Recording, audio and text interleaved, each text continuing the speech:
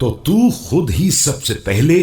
اپنے نفس کے بد اخلاق اور بد عمل ہونے کا فیصلہ کر دیتا، لیکن افسوس، میں سچ کہتا ہوں کہ دنیا نے تجھے دھوکہ نہیں دیا ہے، تو نے دنیا سے دھوکہ کھایا ہے۔ اس نے تو نصیحتوں کو کھول کر سامنے رکھ دیا ہے اور تجھے ہر چیز سے برابر سے آگاہ کیا ہے۔ وَلَهِيَ بِمَا تَعِدُكَ مِن نُزُولِ الْبَلَاءِ بِجِسْمِكَ وَالنَّقْصِ فِي قُوَّتِكَ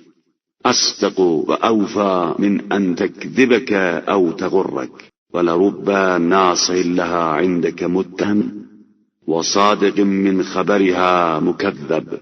اس نے جسم پر جن نازل ہونے والی بلاؤں کا وعدہ کیا ہے اور قوت میں جس کمزوری کی خبر دی ہے، اس میں وہ بالکل سچی اور وفائے عہد کرنے والی ہے، نہ جھوٹ بولنے والی ہے اور نہ دھوکہ دینے والی، بلکہ بہت سے اس کے بارے میں نصیحت کرنے والے ہیں جو تیرے نزدیک ناقابل اعتبار ہیں، اور سچ سچ بولنے والے ہیں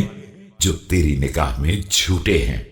وَلَئِن تَعَرَّفْتَهَا فِي الدِّيَارِ الْخَاوِيَةِ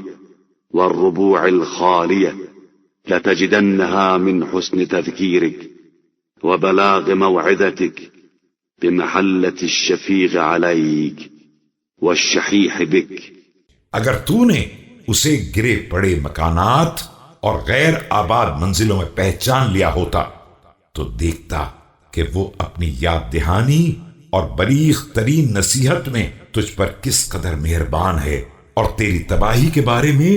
کس قدر بخل سے کام لیتی ہے۔ وَلَنِعْمَ دَارُ مَن لَّمْ يَرْضَ بِهَا دَارًا